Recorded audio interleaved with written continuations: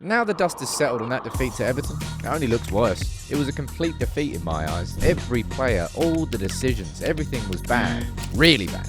We need to talk about a lot of things from that game, including individuals, as well as the mistakes that Ruben Amorim made. United taking advantage of an opportunity. Nope.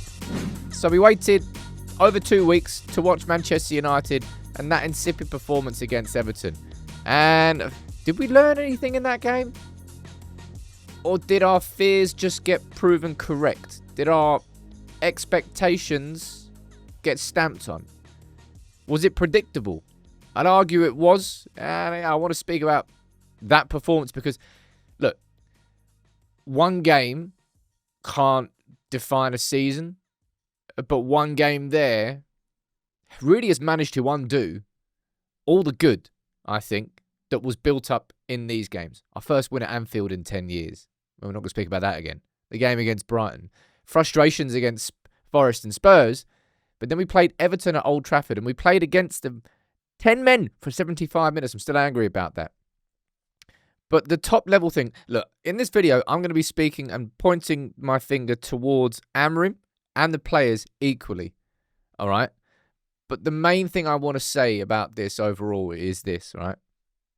Gary Neville, he's been annoying me in certain things he said, but I think he was so spot on in what he said after the game yesterday, saying, look, we're trying to build trust in a manager. We're trying to build trust in a team. And down there, you can lose football matches. Of course you can. But you can't lose them like that. It's not acceptable. And I can't trust these players.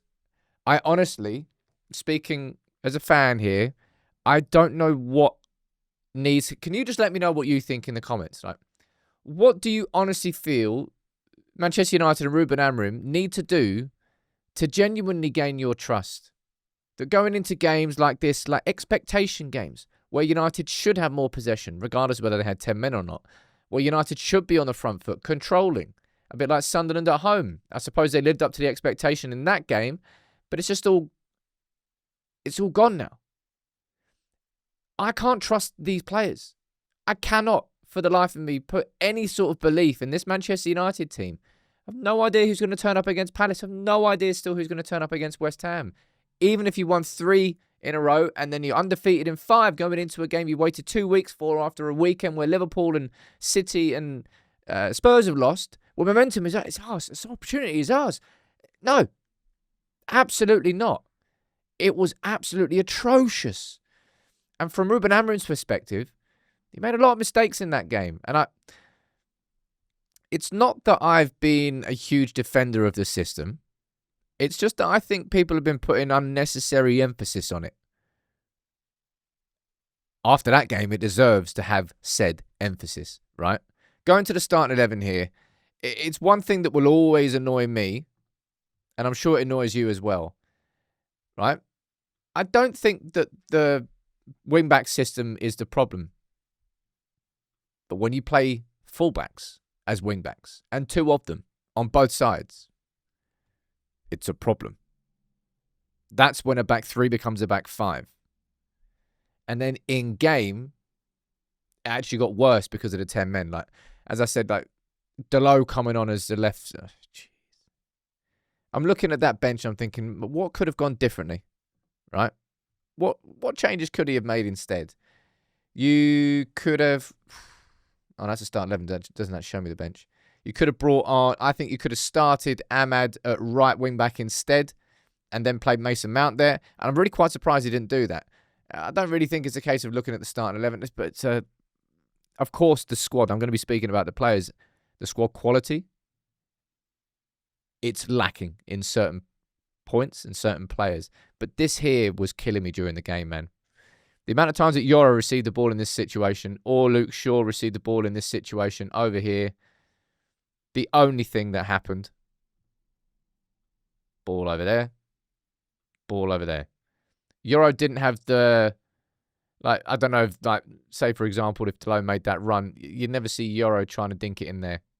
You'd never see Yoro spotting maybe a run from Mbumo and trying to pass it through there.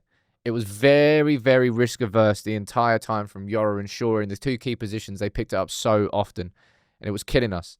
I think at that point in time, even if you're playing with the same system, you could have had the different personnel in those positions, picking the balls up, and we probably would have created more. And this here, look how many players are back for United. 1, 2, 3, 4, 5, 6 players behind the ball when we're 1-0 down and chasing the game. Now, that's just a screenshot, so that maybe isn't a fair reflection of how aggressive United were, but that back line was too flat for what it was. It was 3-on-1, and so quite often Barry was still winning the headers. I think in game-wise, we didn't do anything. Amorim didn't do enough to change the momentum of that game, and I'll tell you what, neither did those bloody players, right? De Ligt speaking after the game here. Everything about that game was a step backwards. Xerxes didn't take his opportunity. And I don't know how many. Would he get another one against Crystal Palace? Maybe it depends on Cunha's fitness. We have no idea. But is it... I know it's not particularly fair that he's not going to get enough opportunities, but shit me, man, you're not going to. All right, you can complain about it, but that's just the reality. Man United are playing once a week, and we're one of the biggest football clubs in the world. You will not get that many opportunities in your second season. Call that unfair if you want, but it's just the reality, right? And it wasn't just him. It was every single player. That's what made that performance so insipid. And that's the thing that's just going to keep rolling around in my head after that game. I can't trust you, can I? I cannot trust anybody in a Manchester United shirt. Do I think the system is the be-all and end-all problem at this football club? No, I don't. I do think that Ruben Amorim could have approached that starting 11. And if you think about how he played away at City, he started Ahmad there, started Ahmad away at Liverpool. Was it because we were going up against Grealish that he started Mazraoui there instead of Ahmad and playing Mount behind Xerxes and next to Mbeumo? I don't quite know. It was I suppose it was a little bit of a risk-averse decision. Just like I think United in that game, Yoro, Shaw, the subs, everything was risk-averse when it should have been the opposite. And it really feels like United didn't actually know what to do against 10 men. I don't think that we had any sort of game plan laid out for that, because we actually played worse. And it shouldn't come as too much of a surprise if you look at United's points totals. When we play with more than 50% possession, it's significantly worse. I don't know at what point I can fully trust Manchester United again. I really don't. That's what hurts from watching that game. I didn't expect us to play Everton off the park, but I kind of expected it to be a comfortable win. Even more so when we were against 10 men for 75 minutes. Good work was put in October. Good wins. Frustrating draws against Forest and Spurs, sure, but 5 unbeaten. They built a little bit of momentum.